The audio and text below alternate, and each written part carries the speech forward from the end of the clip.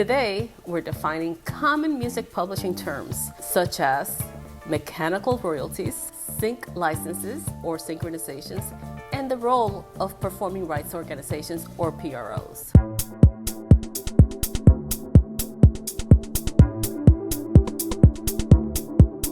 These three things might sound complicated right now, but don't worry. By the end of this video, you'll have a clear understanding of how they work and why they matter and how they impact your music career. Are you ready?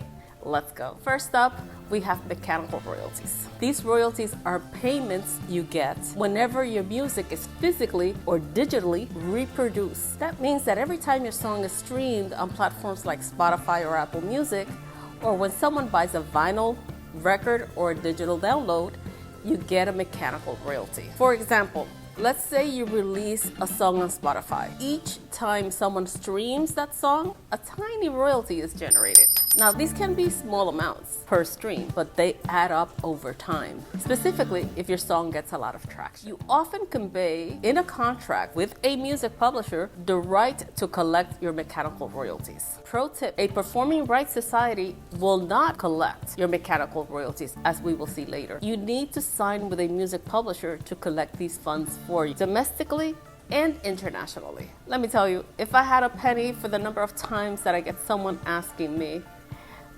or just telling me, I'm with ASCAP or with BMI, yeah, that's great. But they do not collect everything that your composition generates. Let's move on to synchronization, or sync for short. SYNC. Basically, it's the process of pairing a song with visual media, such as in film, television, game, or a commercial. Advanced level knowledge. There are two sides to a sync: the master usage and the composition usage.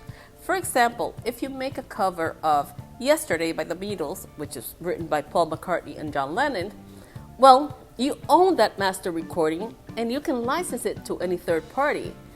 But the publishing rights are owned by the music publisher that controls the rights to the Lennon-McCartney songs or music publishing catalog. And they also have the right to license that composition for whatever usage you are licensing that track. It can get a little confusing there. Through sync licensing, musicians can make money outside of just streaming and album sales. And depending on the project, syncs can be pretty lucrative.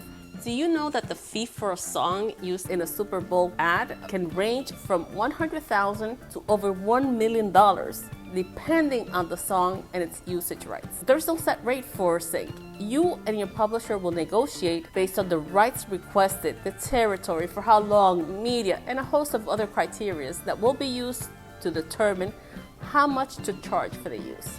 Number 3, let's turn our attention to PROs, or performing rights organizations. These organizations collect and distribute performance royalties whenever your song is publicly played. This could be on the radio, in a nightclub, at a restaurant, or even a live concert. In the United States, the 3 main societies are ASCAP, BMI, and CSEC. If you're in another country like Spain, the PRO there is GAI. In Argentina, SADAIC, and so on, you get the idea. When your song gets played publicly, these organizations ensure that you get paid a fair share of your performance royalties. Let's take a real-world example. If your song gets played in a major stadium during a sports event, the venue will report that performance to a PRO, and they will send you a royalty check. Sweet, isn't it? So there you have it. Mechanical royalties from streams and sales, sync licenses from when you get your music paired with visuals, and performance royalties collected by PROs when your music is played in public. These are 3 key revenue streams for songwriters in today's music industry. If you found this video helpful, give it a thumbs up. And don't forget to subscribe for more music business tips.